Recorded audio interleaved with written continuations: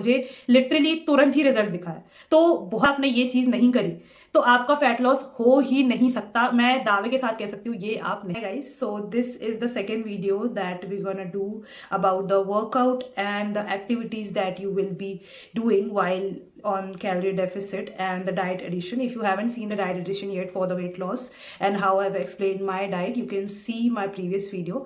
So there I have talked about all the diet plans, and today we're going to talk about the workout that you can do according to your weight, according to your activity, or according to your goal. If you're aiming for fat loss, if you're aiming for muscle growth, whatever. So without any delay, let's get into it.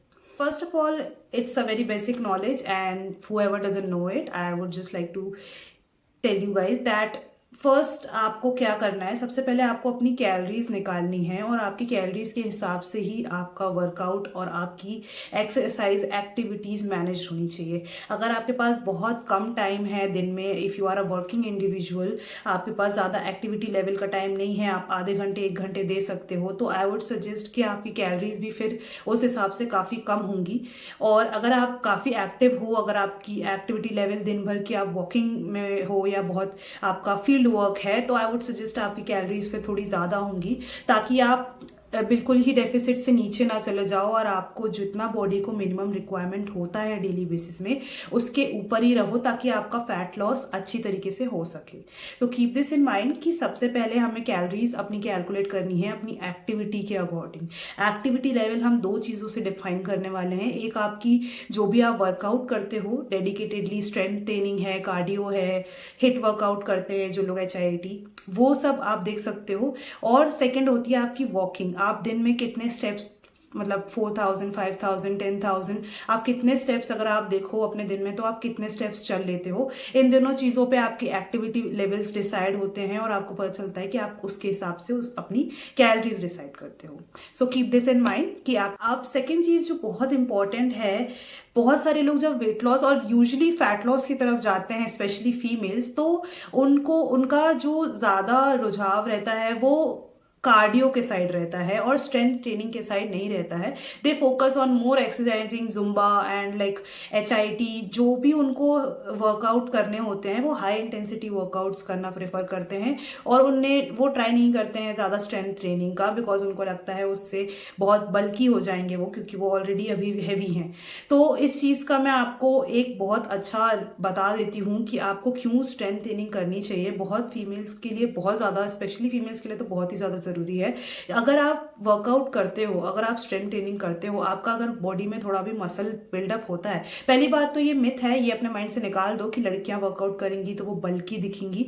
नहीं, ऐसा कुछ नहीं होता है, बल्कि आप नहीं दिखते हो। अल्टीमेटली जब आपका फैट लॉस होगा आप लीन ही देखोगे with a little bit of muscle, जो कि आपको टोन दिखाएगा, आपको और डिफाइंड बॉडी शेप देगा, rather than having loose skin because of the fat loss. आपकी स्किन लूज नहीं रहेगी, आपकी स्किन टाइट रहेगी। आपको जो अंडर आर्म्स या हैंड्स में जो एक्स्ट्रा स्किन लटक जाती है बहुत लोगों के, आपने देखा होगा, वो आपके साथ नहीं होगा अगर आप स्ट्रेंथ ट्रेनिंग करते हो और थोड़ी मसल बिल्डिंग करते हो आर्म्स में, बाइसेप्स में, थोड़े लेग्स में।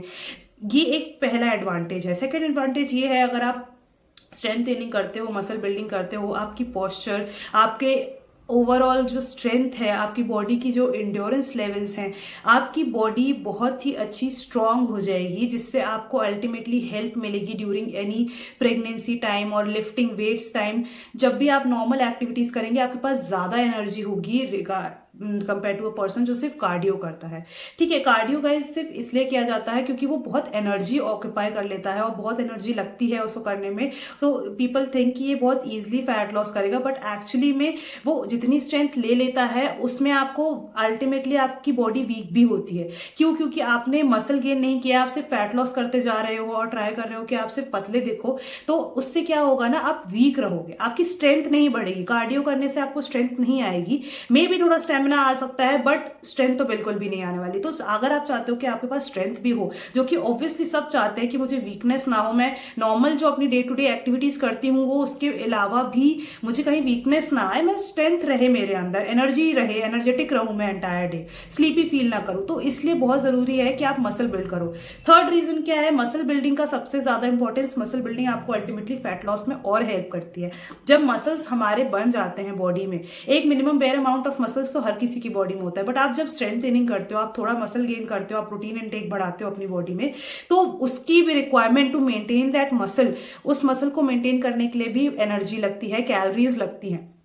तो जब आपके रेस्ट डेज होते हैं, जब आप वर्क नहीं कर रहे होते हो, वर्कआउट आपका रेस्ट डे होता है वर्कआउट से, उस टाइम पे भी आपकी बॉडी, आपके मसल्स कुछ certain amount of energies absorb करते हैं ताकि वो निकल ना जाए, मतलब बॉडी से शेड ना हो और वो वही मेंटेन रहे। तो मेंटेनिंग कैलोरी बढ़ाने में मसल्स हेल्प करते हैं ताकि आप डेफिसिट में ही रहो। आपकी बॉडी में अगर एक certain amount of muscles present है तो वो आपको फैट लॉस में हेल्प करेंगे, क्योंकि उस एरिया में आप मसल्स आ चुके हैं जो कि एनर्जी एब्जॉर्प्शन करते हैं ताकि वो अपने आप को मेंटेन कर सकें एज कंपेयर टू फैट। तो these are the main 3 reasons why I will suggest anyone who is in the fat loss journey, whether you are a male और अ फीमेल, आप स्ट्रेंथ ट्रेनिंग कीजिए। आपको strength training starting basic, अगर basic आप start कर रहे हो तो स्टार्ट विदाउट डंबल्स। मैंने भी विदाउट डंबल्स ही स्टार्ट किया था, क्योंकि बहुत बॉडी वेट जब होता है आपको एक्चुअली में डंबल्स की जरूरत नहीं है स्टार्टिंग में। पहले आप अपना पोस्चर पहले ठीक कर लो। आप अगर पुशअप लगाते हो तो आप देख लो कि आप सही इंक्लाइन, सही बॉडी पोस्चर में लगा रहे हो कि नहीं।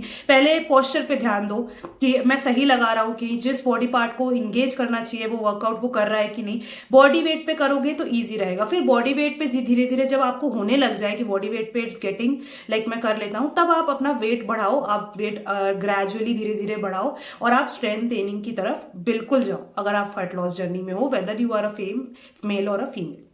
अब ऐसा नहीं है कि कार्डियो की बिल्कुल इंपॉर्टेंस नहीं है और HIIT की बिल्कुल भी जरूरत नहीं है, नहीं, ऐसा नहीं है। हमें बैलेंस करके चलना है। HIIT की भी बिल्कुल वैल्यू है। हाई इंटेंसिटी इंटरवल ट्रेनिंग अगर आप करते हो तो आप बस उसको मॉडरेटली करो। जैसे कि अगर वीक में आप 6 दिन एक्सरसाइज कर रहे हो फॉर एग्जाम्पल, तो 6 में से 2 दिन आपके आने चाहिए स्ट्रेंथ ट्रेनिंग के, 2 दिन आपके अपर बॉडी, 2 दिन आपकी लोअर बॉडी और 2 दिन आपका होना चाहिए HIIT।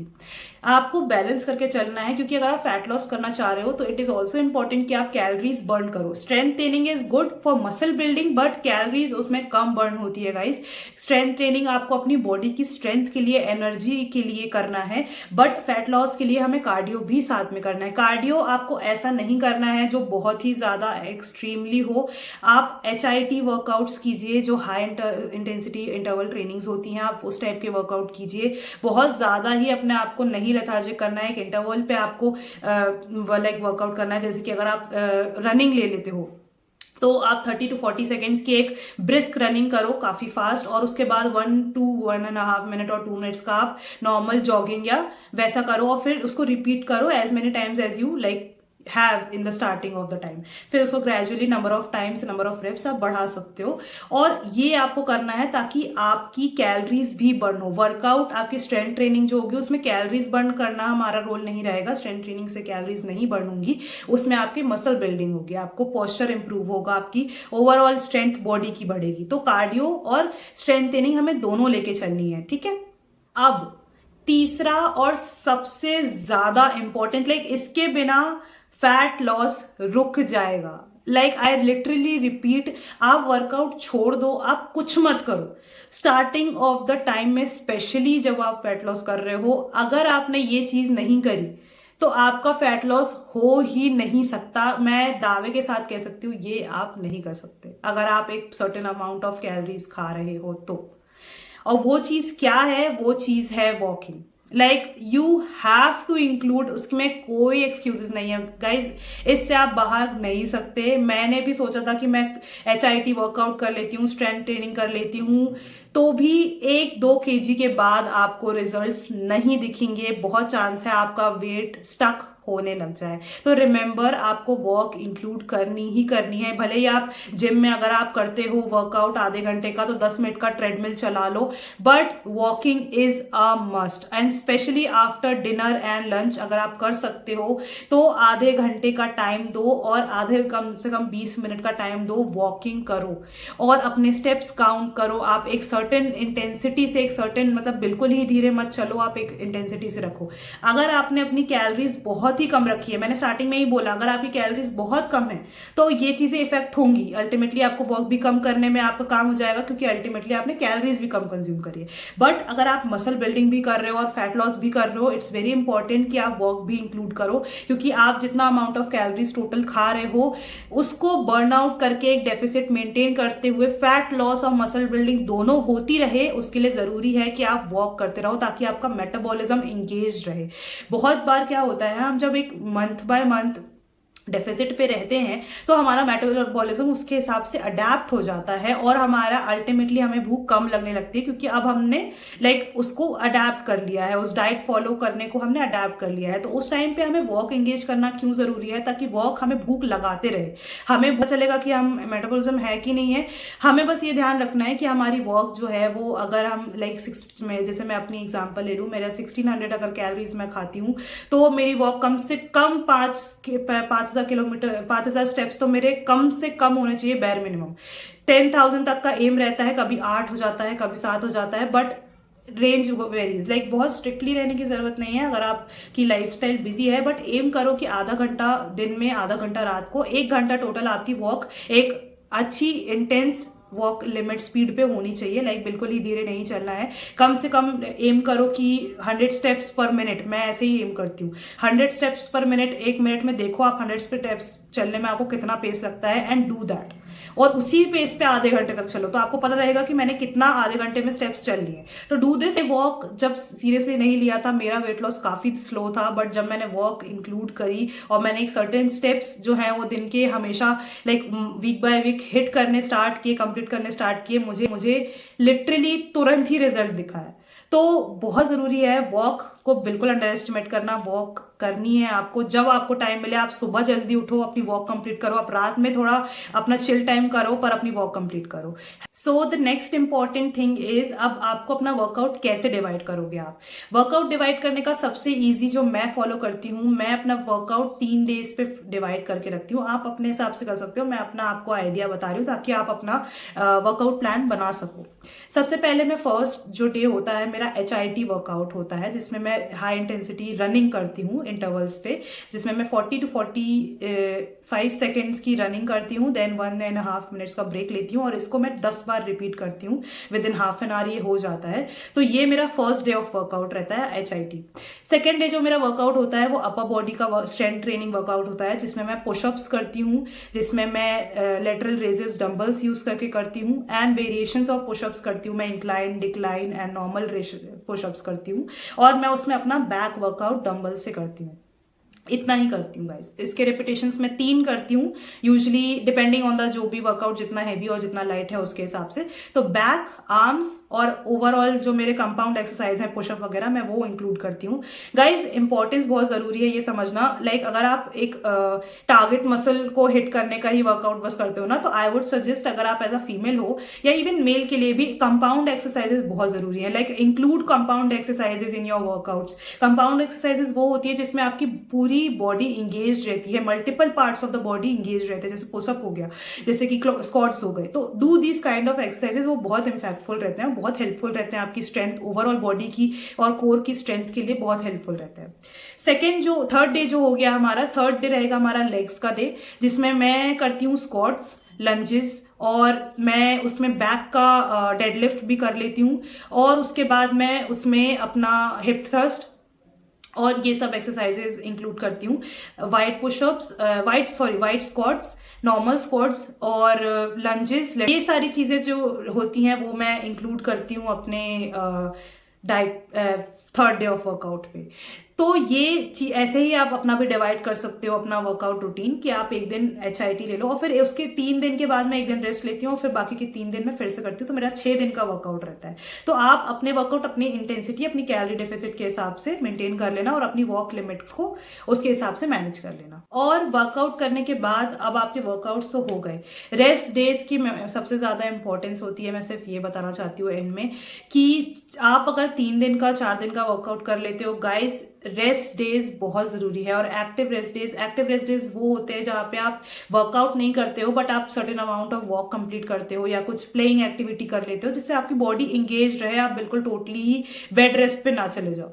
तो आप याद रखना कि आपको जब भी आपका वर्कआउट हो जाए आपको रेस्ट डेज भी लेने हैं। रेस्ट डेज में आपकी मसल रिकवरी होगी, आपकी बॉडी को उस दिन रेस्ट मिलेगा तो वो और ज़्यादा नरिश्ड होगी और आपको और स्ट्रेंथ डेवलपमेंट मिलने में हेल्प करेगी। तो रिमेंबर कि आपका जब भी वर्कआउट कंप्लीट हो जाए, जब भी आपके एक सेट कंप्लीट हो जाए वर्कआउट का, आप एक दिन का रेस्ट लीजिए।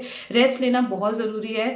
इवन अगर आपको डाइट से भी रेस्ट की ज़रूरत पड़ रही है, बहुत लोग बोलते हैं चीट डेज नहीं रखने चाहिए, बट मेरा पॉइंट है कि चीट डेज वैसे रखो जहां पे आप कैलोरीज सिर्फ प्रोटीन नहीं देख रहे हो और आप कार्ब्स खा ले रहे हो, बट आप उस दिन रहो अपनी रेंज में ही, ज्यादा से ज्यादा मेंटेनेंस जाओ, मेंटेनेंस से ऊपर मत खाना। बट आप अपना चीट डे भी रख सकते हो अगर आपको स्टार्टिंग में थोड़ा प्रॉब्लम हो रहा है एज अ डाइट फॉलो करने में और आप अभी ही वर्कआउट भी आपने शुरू किया है तो बहुत चांस है आपको भूख भी ज्यादा लग रही होगी। तो रेस्ट डेज की बहुत ज्यादा इंपॉर्टेंस है आपकी overall recovery, overall strength improvement, overall fat loss, इस सब की बहुत ज्यादा जरूरत होती है।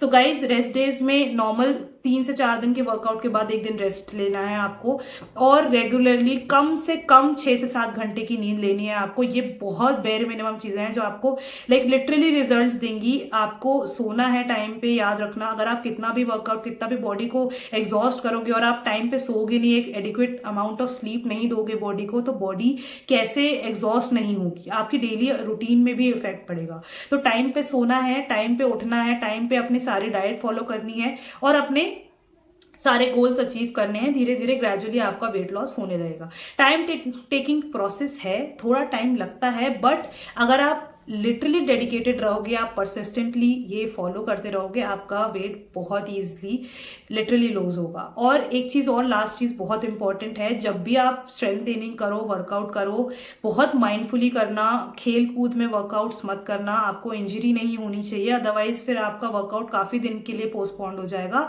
अननेसेसरी डिलेज होंगे आपको और आपको फिर वो फ्रस्ट्रेटिंग भी लग सकता है। तो बी वेरी माइंडफुल। अगर आपके पास कोई सपोर्ट के लिए है, आपको देखने के लिए है, तो आप वैसा कोई इंसान रख लो। अगर आप खुद, तो अगर आप अकेले हो तो आप मिरर के सामने वर्कआउट करो, ताकि कोई आपको अगर नहीं बता पा रहा है, आपके साथ कोई नहीं है, तो आप मिरर में देख के अपना पोस्चर मैच कर सकते हो वीडियोस से कि हाँ मैं सही कर रहा हूं या नहीं। और आराम से माइंडफुली अपना वर्कआउट कंप्लीट करो ताकि आपको इंजरी बिल्कुल भी ना हो। पोस्चर का ध्यान रखो, अपने पोजीशंस का, लेग्स का, अगर आप स्क्वाट्स कर रहे हो तो लेग्स का पोजीशन का ध्यान रखो, कहाँ आपको टारगेट होनी चाहिए वो मसल। गूगल करो कि अगर मैं स्क्वाट्स लगा रही हूँ तो मुझे कहाँ टारगेट मसल है, कहाँ मुझे हिट करना चाहिए और कहाँ आपको हिट कर रहा है। अगर आपको गलत हो रहा है तो उसके ऊपर डिसाइड देखो, वीडियो देखो कि कैसे सही कर सकते हो। गाइज ये सब मैंने खुद ही किया है, ठीक है। मैं आपको ये सजेस्ट इसलिए नहीं कर रही हूँ कि आप खुद से करो ये वो, मैंने भी खुद ही से किया है गाइज। मैं लिटरली मिरर रहता था, मैं मिरर के सामने ही वर्कआउट करती हूँ, आज भी करती हूँ मैं वर्कआउट मिरर के सामने, ताकि पोस्चर कभी भी माइंडफुल, आप गाने सुनते सुनते अगर आप वर्कआउट करते हो, आपका माइंड कहीं डिस्ट्रैक्टेड हो भी तो भी आप सामने देख रहे हो तो आपको पता है कि मैं सही कर रही हूं या नहीं। आपको इंगेज रहना है। तो याद रखना, बहुत ज्यादा अगर आपका वेट अभी हैवी है तो लाइटली स्टार्ट करो, 10 मिनट्स का वर्कआउट स्टार्ट करो, 15 मिनट्स का वर्कआउट से स्टार्ट करो, ग्रेजुअली फिर उसका टाइम बढ़ाओ आप। और बिल्कुल भी हाई फर्स्ट डे एकदम इतना नहीं कर लेना है कि बिल्कुल अगले दिन पैर ही जाम हो जाए, हाथ ही जाम हो जाए। बहुत ही moderately, slow and steady progress करो गाइज। ये जर्नी है, वेट लॉस, आपकी फैट लॉस एक जर्नी है। आप एकदम से चाहोगे कि रिजल्ट्स हो जाएंगे तो वो नहीं होगा। आपको बहुत पेशेंटली और आपको इसको as a part of activity, part of life लेके चलना है कि जो आप अपने लिए कर रहे हो इन द लॉन्ग रन, तो आपको रिजल्ट्स भी मिलेंगे, आपको लिटरली फ्रस्ट्रेशन भी नहीं होगा और आपको बहुत अच्छा भी फील होगा अपने लिए। तो I hope this video was very helpful to you guys, and मुझे बताना कमेंट्स में अगर आपको कोई भी वर्कआउट से रिलेटेड हेल्प चाहिए हो तो I would love to help you guys. And कोई भी सजेशंस हो, कोई भी वीडियोस को लेके सजेशंस, तो आप वो भी बता सकते हो कमेंट पे मुझे। And I hope this video was helpful. I will see you guys the next time. Bye.